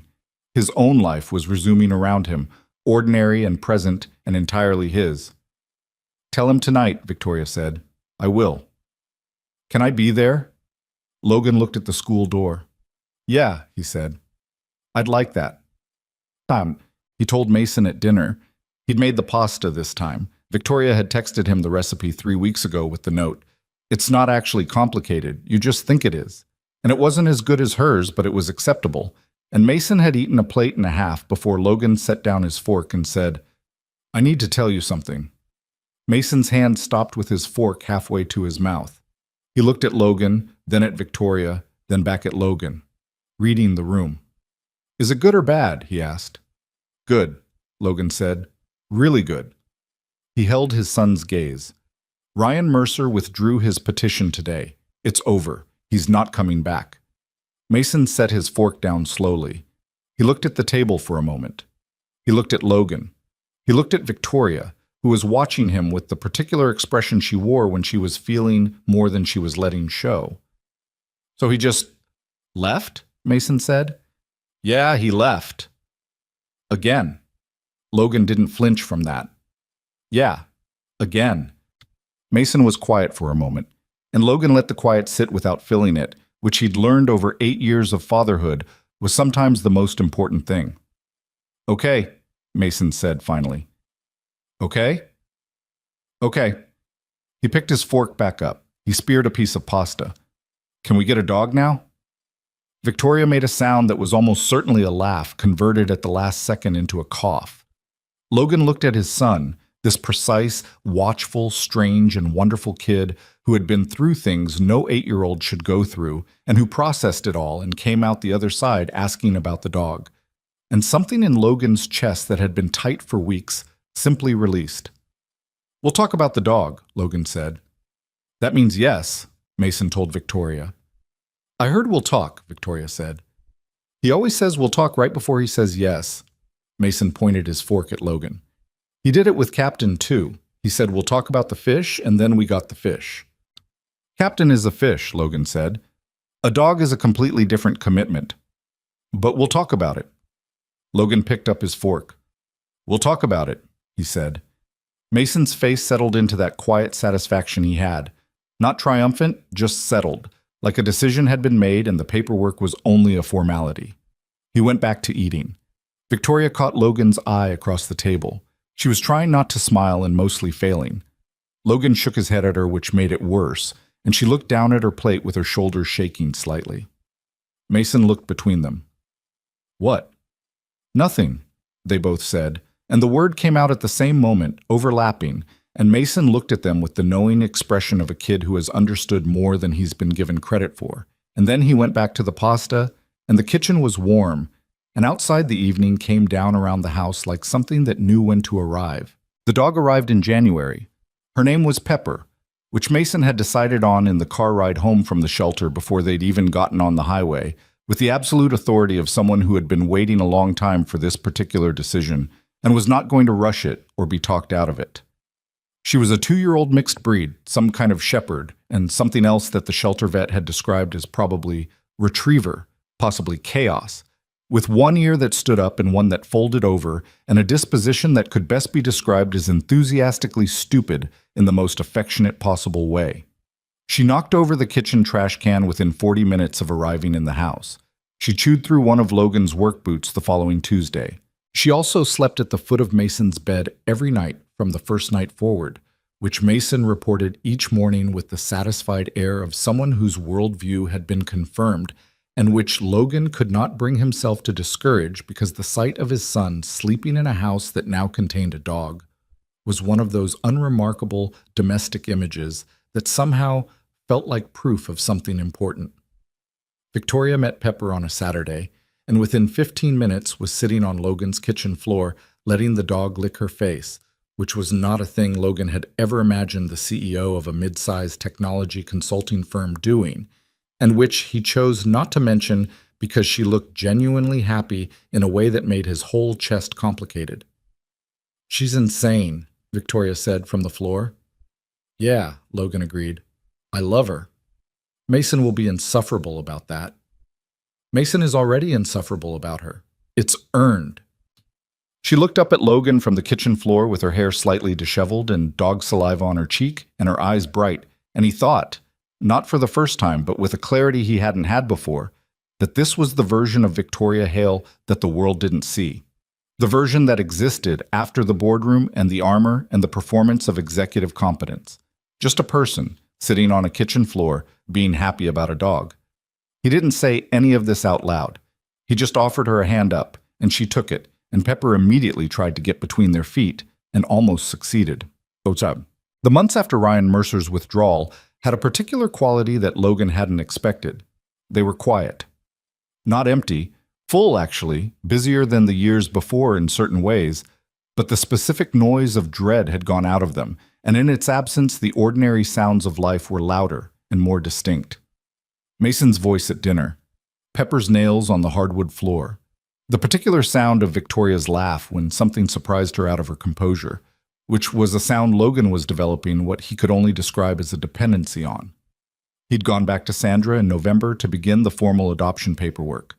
He hadn't told anyone right away, not Victoria, not his mother, not Darnell, because he'd needed to sit with it privately first to understand what he was actually doing before he said it out loud, and it became a thing that existed in the world beyond his own head. Formally adopting Mason would change nothing in practical terms. Logan had been Mason's father in every way that mattered for 8 years, and in every legal way that counted for 4. The guardianship had been complete and unchallenged except for those 8 weeks with Ryan, and those 8 weeks were over. Adoption was a different document from guardianship, with different language and a different weight, and what that weight meant was this: that no future Ryan Mercer could show up with a lawyer's letter, because there would be no legal gap for anyone to step into. The adoption would close the door permanently. It would make the thing that was already true into something that could not be untrue. Sandra had looked at him across her desk when he'd sat down in November and said, without preamble, "Adoption?" "Adoption," Logan confirmed. She had nodded once, with the particular satisfaction of a lawyer who has been waiting for a client to reach the right conclusion. "It's straightforward given the circumstances," she said. "Ryan's voluntary withdrawal clears the path. The process takes approximately 6 months from filing to finalization. We can have you in front of a judge by spring." "Spring," Logan said. "April or May, most likely." He'd driven home that night thinking about spring, which seemed far away in November and then suddenly wasn't. "Mansamtis," he told Mason on a Sunday morning in December over the particular chaos of breakfast. Pepper underfoot, eggs on the stove, Mason eating toast at the counter with the systematic focus he brought to most meals. "I want to talk to you about something," Logan said. Mason looked up. He'd gotten better since the fall at not immediately assuming bad news. The tension that had lived around his eyes for those 8 weeks had mostly eased, though it came back sometimes when Logan's phone rang at odd hours, or when certain things made him think of the courtroom. He was still 8. He was allowed to carry things that were working themselves out. "Is it about Pepper?" Mason asked. "The chewing?" Logan glanced at the corner where the dog was sleeping with aggressive innocence. "We'll get to the chewing. This is something else." He turned down the burner. "You know what adoption means?" Mason nodded carefully. "It's when someone officially becomes your parent, like legally." "Right." Logan leaned against the counter. "I want to adopt you, officially. I want to file papers with the court so that legally, permanently, on every document and in every record, I'm your dad, not your guardian. Your dad." He held Mason's gaze. "I already am your dad. You already are my son. This is just making sure the paperwork says what's already true." Mason was quiet. He looked at the toast in his hand and then at Logan and then at some middle distance that wasn't quite either of them. "Would it mean nobody could ever take me away?" he said. "Nobody could ever take you away. Because the papers say so. Because the papers say so, and because I would not let it happen. But yes, also because the papers say so." Mason looked at him for a moment. Then he set the toast down and crossed the kitchen and put his arms around Logan's waist, the way he'd been doing since he was small enough that his arms barely reached, and Logan put his hand on the back of his son's head and held on. They stood there for a minute in the kitchen, Pepper's tail thumping on the floor in the corner, the eggs going slightly past done on the stove, and neither of them said anything because there wasn't anything that needed to be said. Then Mason pulled back and looked up at him. "Are the eggs burning?" Logan turned around and took the pan off the burner. "A little. I'll eat them anyway." "I know you will." Logan told Victoria that evening, after Mason had gone to bed and Pepper had settled into her crate and the house was quiet. He told her about the meeting with Sandra in November, about the paperwork filed, about the spring date. He told her the way he'd learned to tell her things, directly, without editing, trusting that she could receive information without needing him to manage her reaction to it. She listened without interrupting. When he finished, she looked at him for a long moment across his kitchen table. Then she said, "You've been carrying this since November. I wanted to understand it before I talked about it." How long does it take you to understand things before you talk about them? Depends on the thing. She was quiet. Not hurt, processing, which was different. Why are you telling me now?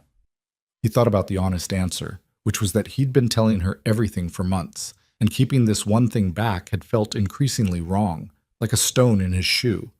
Not disabling, but present, noticeable, something that needed to be dealt with. Because you're part of this, he said. Not the adoption, that's between me and Mason, but what comes after, what the after looks like. He held her gaze. We talked about that, boring and ordinary, and together, I meant it. Victoria turned her coffee cup slowly. I know you meant it. You're not saying it back. I said it that night, she said. I meant it then too. She looked at the table. I'm not good at the ongoing version of things. I'm good at the start, and I'm good at the crisis, and I'm less good at the sustained middle. She looked up. I've watched myself walk away from things when they got to the sustained middle. Not because I wanted to, because I got scared. Are you scared now? Yes, she said simply and without apology. I'm terrified, Logan. I've been terrified since approximately the second dinner. She held his gaze. But I'm still here. That's different from how it went before. It is different. I need you to know that I might... She stopped. Started again. I'm not always easy. I have bad weeks where I work 16 hours and forget to eat, and then come over here and I'm terrible company and I know it. I have opinions about everything and I say them and sometimes I'm wrong, but I take a while to admit it. She said all of this with the kind of directness that might have looked like a warning but was actually something else. An offering, a disclosure, the particular honesty of someone who has been burned before and would rather be seen clearly from the beginning than discovered differently later. I know all of that, Logan said. I know you know. I'm saying it anyway. Victoria. He waited until she looked at him. I raised an 8-year-old by myself for 4 years. I'm not frightened of complicated. Something moved across her face. Not the softening she'd done occasionally in the early months. Something more specific than that. Something that looked like a person arriving somewhere they'd been walking toward for a long time without fully realizing it. Okay, she said. Okay, he said. Stop saying okay back at me. It's a good word, I like it. She looked at him with an expression caught between exasperation and something warmer than that, and Logan thought, not for the first time, that her face was most interesting when she stopped managing it. Winter moved through the city with its usual indifference to anyone's interior life, and the life in Logan's house accumulated the small sediment of months. Mason's school projects on the refrigerator, Pepper's destroyed toys in the corner basket, the particular groove that Victoria's coffee mug had started to leave on the kitchen counter from being set in the same place every morning. She hadn't moved in. The key she had was still framed, in both their minds, as practical. But she was there most evenings, and she was there Sunday mornings, and she was there for the school play in February, where Mason had exactly 4 lines and delivered them with the focused intensity of someone performing for a much larger room than the school gymnasium. And she sat beside Logan in the 3rd row, and at one point grabbed his arm without looking at him, her eyes on the stage, and held it for the entire scene. Barbara Pierce had, by December, started calling Victoria our girl, in the particular proprietary way she attached to people she'd decided were important. Victoria accepted this with the mix of bewilderment and warmth that Barbara generally provoked in people who weren't prepared for her. She called me our girl again, Victoria told Logan on the way home from a Sunday dinner at Barbara's. She does that. I'm 30 years old. I run a company. She calls Darnell our boy, and he's 35. Does Darnell mind? Darnell loves it. Logan glanced over. Do you mind? Victoria was quiet for a moment. No, she said. I just don't know how to receive it exactly. My mother's idea of affection was telling me my presentation could have been tighter. Yeah, Barbara's not like that. No, Victoria agreed. She's really not. She was looking out the window at the passing streets, and Logan could see the particular expression she wore when something had gotten past her defenses without her fully noticing, the slight softening, the almost imperceptible relaxing of the way she held herself. He didn't point it out, because pointing it out would have ended it. He'd learned that about her. The things she needed most were the things she retreated from when they were named too directly. So he just drove, and she sat beside him in the quiet of the car, and whatever was happening in her, the slow installation of something that functioned like belonging, he let it happen at its own pace. What? The adoption hearing was set for the second Thursday in April. Sandra had moved it twice, once for a scheduling conflict on the court's end, once because the finalization of one subsidiary document had taken longer than expected, and each delay had cost Logan something he couldn't quite name, a kind of sustained tension in his chest that he'd started to mistake for his resting state. The week before the hearing, Mason started having trouble sleeping. He didn't say this directly. He never said things directly when something was big enough to actually scare him. He just started appearing at Logan's bedroom door at odd hours, not distressed exactly, just present, standing in the doorway in his pajamas with Pepper at his heels, wanting the reassurance of proximity without asking for it. On Tuesday night, Logan found him sitting on the top step of the stairs at 11:30, the dog beside him. He sat down next to him. They both looked at the dark stairwell for a moment. "You okay?" Logan said. "I keep thinking about something," Mason said. "What?" "What if something goes wrong at the hearing?" Logan turned to look at him. "Like what?" Mason picked at a thread on his pajama sleeve. "What if they say no?" "They're not going to say no. But what if they do?" Logan thought about easy reassurances, the kinds of things adults reach for when children are scared, and set them aside because Mason was not a kid who was comforted by easy reassurances. He was a kid who needed actual logic, actual reasons, actual information. "Here's what I know," Logan said. "Sandra has filed everything correctly. Ryan's petition is gone. The court already has my guardianship record, which is 4 years of being your dad with 0 problems. There's no legal reason for them to say no." He paused. "But more than that, even if something procedural got delayed or needed to be refiled, which Sandra says won't happen, but even if it did, that doesn't change anything about us. You're already my son. You've been my son for 8 years. A judge can make it official on Thursday, or 6 months from Thursday, or 6 months after that. It's still true." Mason was quiet, working through this. "But it would be better Thursday," he said. "Yeah," Logan said. "It would be better Thursday." Mason leaned against his shoulder. He was getting tall. Logan had noticed it this winter, the way the top of Mason's head was suddenly higher against him than it used to be, the particular bittersweet arithmetic of a kid growing. "Victoria's coming," Mason said. "Yeah." "Good." A pause.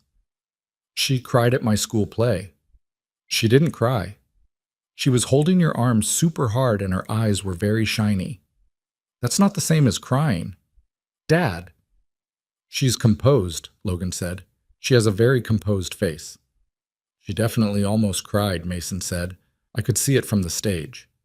He said this with the satisfaction of someone filing away useful intelligence. "She's going to cry at the hearing." "Maybe." "You're going to cry at the hearing too." "I'm not going to cry at the hearing." Mason looked up at him with the expression of someone who knows something and is choosing to be gracious about it. "Okay," he said. They sat on the stairs for another few minutes, Pepper pressed between them with the shameless warmth of a dog who understood that proximity was a form of comfort and offered it freely. Then Mason yawned, a huge, unguarded yawn, and stood up. "Okay," he said. "I'm going back to bed." "Good." He went down the hall, Pepper pattering after him. At his bedroom door, he stopped and turned back. "Dad?" "Yeah." "Thanks." "For what?" Mason thought about it. "Just everything," he said, with the vagueness of someone who means something very specific but doesn't have the exact language for it yet. Then he went into his room and Pepper pushed in after him and the door clicked shut, and Logan sat on the top step alone for a while in the dark house and was, in the quiet and unwitnessed way of a person who doesn't make a show of things, profoundly moved. Thursday was overcast, the kind of April sky that couldn't make up its mind, clouds moving fast enough that the light kept shifting. Logan wore the same suit he'd worn to the preliminary hearing, and then, in the car, decided this was bad symbolism, and went back inside and changed into the navy blue one that Mason had once told him made him look like someone important, which had been his son's highest compliment at the time. He picked up Victoria on the way. She was standing outside her building in a coat he hadn't seen before, charcoal gray, her hair down for once instead of pulled back, and she got in the car and looked at him and said, "You changed suits." The other one felt wrong. "The Navy is better," she said, which was all she said about it, and which was enough. They picked up Barbara on the way to the courthouse. Barbara was wearing her church clothes, which she called her court clothes for the occasion, and she smelled like the particular perfume she wore on important days, and she did not say anything when she got in the car, just squeezed Logan's shoulder from the back seat and then sat back. Sandra met them in the courthouse lobby, looking as she always looked, prepared, unflappable, 3 folders under her arm. She shook hands with everyone and looked at Mason with the particular warmth she occasionally let through when the professional exterior wasn't required. "Ready?" she said to Mason. He nodded with the gravity he brought to everything. "Is it going to be long?" "About 20 minutes, maybe less." She looked at Logan. "Judge Hartley is efficient. It'll be straightforward." The courtroom was smaller than the one from the preliminary hearing. Judge Hartley was a man in his 60s, heavy-set, with reading glasses, and a manner that was not warm but was fundamentally decent, the kind of judge who paid attention. The room smelled like every courthouse Logan had ever been in, that universal combination of carpet cleaner and old paper and something institutional that he couldn't name. They sat at the petitioner's table, Logan and Sandra, with Mason beside Logan. Victoria and Barbara sat in the gallery behind them. Logan turned once before the proceedings started, just once, briefly, and Victoria met his eyes and nodded, a small, precise nod that said everything she wasn't going to say out loud in a courthouse. He turned back around. Sandra presented the petition. She walked through the documentation, the guardianship record, the 4 years of care, the cleared legal path following Ryan's withdrawal, Mason's established history in his school, his medical care, his life built in this specific home with this specific person. She said Logan Pierce's name with the particular professional steadiness that Logan had come to understand was her form of advocacy. Judge Hartley read. He asked 2 procedural questions that Sandra answered without hesitation. He looked at Mason directly, which Mason bore with extraordinary composure for a 9-year-old. "Young man," Judge Hartley said, "do you understand what's happening today?" "Yes," Mason said. "My dad is officially becoming my dad." Judge Hartley looked at him for a moment. Something in the judge's expression shifted almost imperceptibly. Not sentimental, he was too experienced for that, but something registered. He nodded once. "And is that what you want?" "Yes," Mason said. No hesitation, no qualifier. Just the word, delivered with the absolute certainty of someone stating a fact about the physical world. Hartley looked at his papers. He signed. Logan heard the pen on paper and then the slight sound of the document being placed on the desk. And then Sandra was saying something procedural that he didn't fully register because somewhere in his chest, something that had been held at a particular tension for 9 years. Not 8, 9, since before Mason was even born. And he and Kara had decided together that this was the family they were building, released in a way that was not dramatic, not a collapse, just a slow and complete letting go. The bailiff said something about the finalization being complete. Sandra turned to him. "It's done," she said. Logan nodded. He could not currently speak, which he was aware of and was managing through the time-honored method of looking at a fixed point on the table. Mason, beside him, said quietly, "So you get to keep me forever now?" Logan looked at his son. 9 years old, sitting in a courthouse in a collared shirt he'd put on without being asked, his hair combed in the approximate direction Logan had taught him, looking at his father with complete and uncomplicated trust. "Yeah," Logan said. His voice came out rough. He didn't try to smooth it. "I get to keep you forever." Mason nodded, satisfied, like a negotiation had concluded successfully on all sides. Behind them, Barbara Pierce made a sound that she would later describe as clearing her throat, and would not convince anyone of this. Victoria did not make a sound. Logan turned around to look at her, and she was sitting with her hands folded in her lap and her jaw set and her eyes very bright, and when she met his gaze she looked like someone who had spent her whole adult life presenting herself to the world with full composure and was currently engaged in a significant effort to maintain it and was not entirely winning. He smiled at her. She pressed her lips together and looked away, which was approximately the most Victoria thing he had ever seen her do. They went to lunch after, all of them, Barbara and Sandra and Darnell, who had met them outside the courthouse with flowers that were slightly crushed from being held in his jacket pocket, which he presented to Mason with the ceremony of someone who understood that flowers were not exactly the right gift for a 9-year-old boy, but that the gesture was what mattered. Mason accepted them with the generosity of someone who knew this to be true. The lunch was loud and ran long, and the restaurant was wrong for the size of the group, too small, and they had to push tables together and apologize to the couple beside them. And Pepper was not there because dogs were not allowed in restaurants, which Mason pointed out twice. And Barbara told 3 stories that she had told before, and everyone let her tell them anyway. And Sandra stayed for 1 glass of wine and then excused herself with the particular efficiency of someone who had another appointment and was also not entirely comfortable with sustained celebration, and the afternoon came on outside the restaurant windows with that shifting April light. Logan sat at the center of it and did not try to manage it or tidy it up or make it into something more than what it was, which was loud and imperfect and full of people he loved, and he thought that this was what the other side of grief looked like. Not joy in the clean capital letter sense, but the specific accumulated ordinary abundance of a life that had kept going even when he hadn't been sure he wanted it to.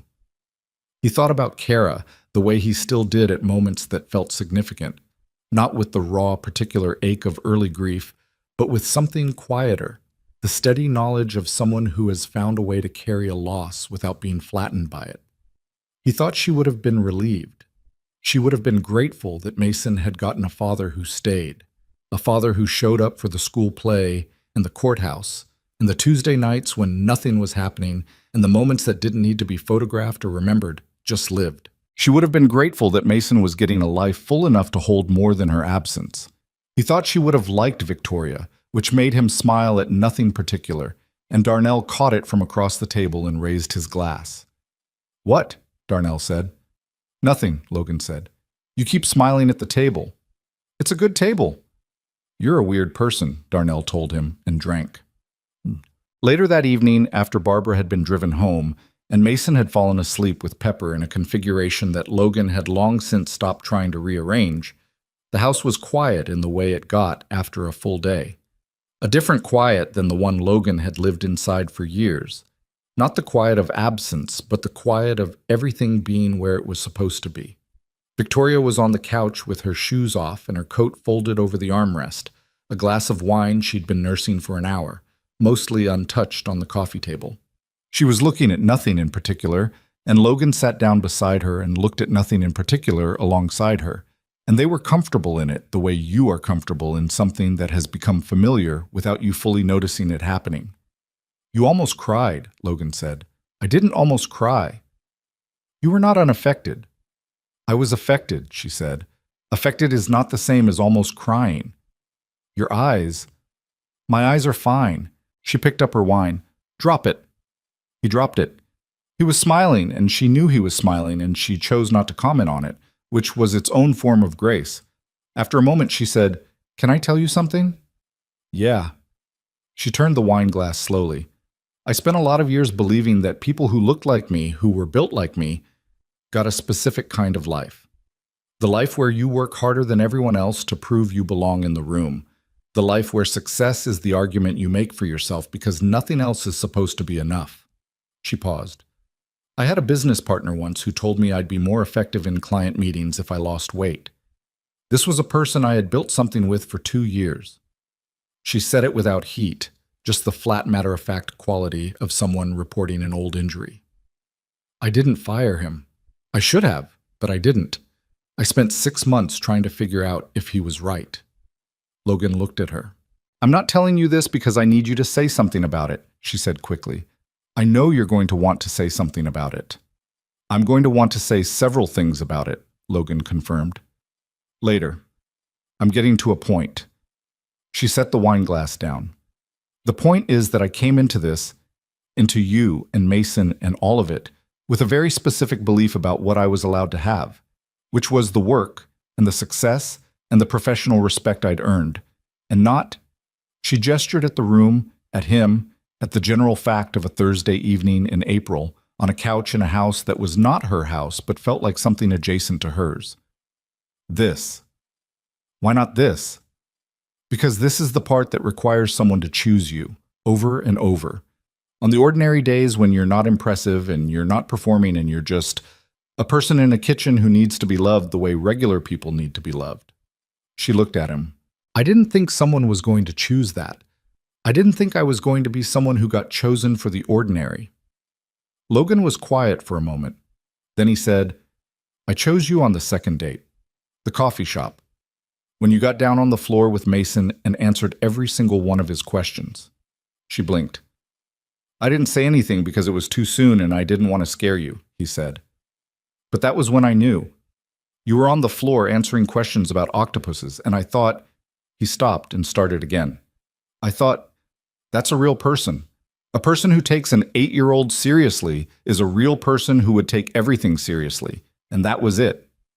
Victoria looked at him. The composure that she'd been holding on to all day finally, not collapsed, because that was the wrong word for someone like her, but settled. Like a door she'd been keeping closed had just quietly opened. You should have said something sooner, she said. Her voice was slightly unsteady. I didn't want to scare you.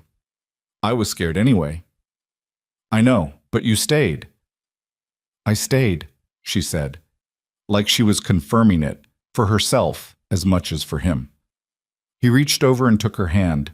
She turned her hand over and held his, and they sat on the couch while the house settled around them and the night came down outside and Pepper moved somewhere in Mason's room, the soft thump of a dog rearranging herself, the ordinary sounds of a life.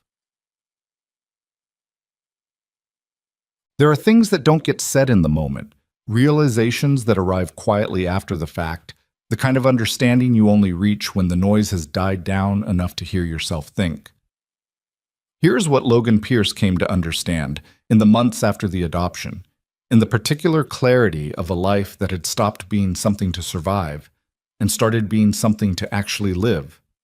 That love is not always loud, that the version of love worth holding on to is the kind that shows up in the drop-off loop at school, at 2 a.m, in a stairwell, in a parking lot after a hearing, on a kitchen floor with a dog. That choosing someone is not a single dramatic act, but 1,000 small dailies, most of them unglamorous, most of them invisible, all of them adding up to something that holds.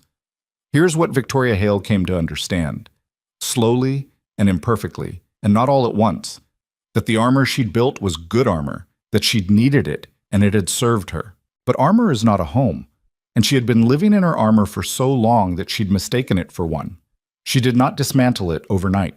That's not how these things work, and anyone who tells you it is selling something.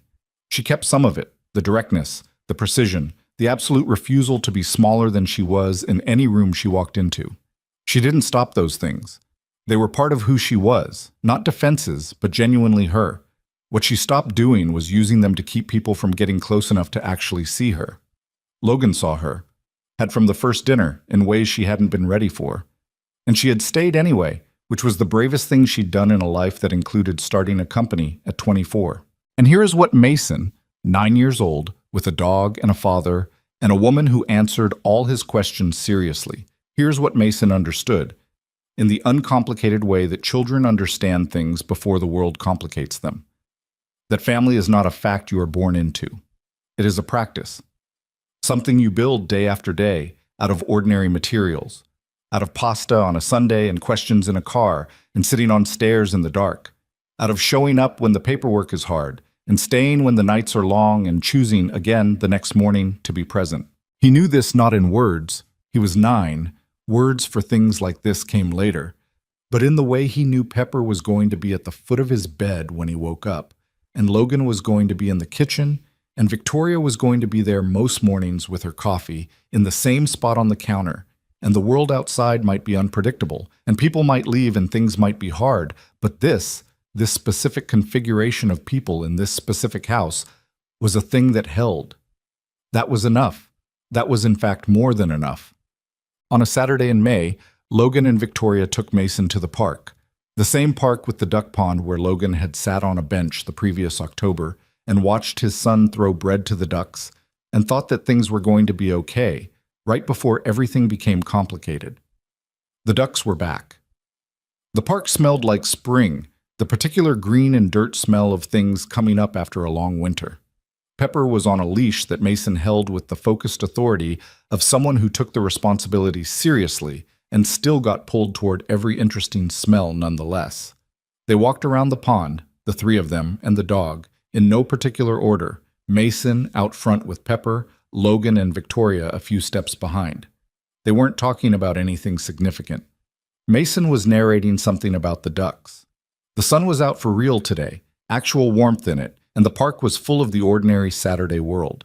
Victoria was wearing sunglasses and a jacket she'd left at Logan's house last month and apparently decided was now her jacket, and she was watching Mason with the expression she had when she thought nobody was looking, open and unmanaged and quietly, completely happy.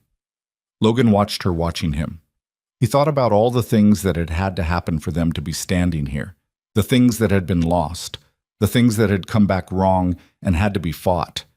The specific accumulation of choices and accidents and ordinary courage that had assembled this particular moment on this particular path on this particular Saturday. He thought about how easily it could have been different, how close it had come to being different several times. He thought about how glad he was that it wasn't. "You're staring," Victoria said, without looking at him. She could apparently feel it. "I'm not staring. You're doing the thing where you look at something and think about it too hard." "Maybe," he said. She glanced over, just briefly, over the top of her sunglasses. "What are you thinking about?" Logan looked at his son ahead on the path, at the dog pulling toward the water, at the ordinary May afternoon that was not dramatic and not cinematic and was entirely and completely enough. "I'm thinking that Darnell was right," he said. "About what?" "He told me I needed to get out of the house." Logan looked at her. He was right. Victoria looked at him for a moment. Then she shook her head, but she was smiling, the real one, the unguarded one, the one that changed her whole face. "That's what you were thinking about," she said, "among other things." Ahead of them, Mason had stopped at the edge of the pond and was crouching to look at something in the water, Pepper sitting beside him with enormous self-restraint, the two of them considering the same thing with the kind of synchronized focus that happens between people and animals who have become genuinely attached. "Dad," Mason called, "there's a really big one." "How big?" "Really big. Come look." Logan and Victoria walked up beside him. There was, in fact, a very large duck near the bank, regarding them with the impartial expression of a creature that has no particular opinion about human beings and their various complications. Mason looked up at both of them, the duck, the water, the Saturday world in all its plain abundance. "We should bring bread next time," he said. "We should," Logan agreed. Mason stood up. Pepper immediately abandoned the self-restraint and lunged for the water's edge, and Mason hauled back on the leash with the practiced effort of someone who had been doing this for 4 months and had gotten stronger. "Pepper, no," he said, with the firm patience of a small person who has learned that some battles are ongoing. "No, stop. We've talked about this." Logan caught Victoria's eye over Mason's head. She was laughing, quietly, to herself, the kind of laughing that doesn't need an audience. He loved that kind. He loved that he knew the difference now between her performed ease and her actual joy. He loved that he got to see the actual joy.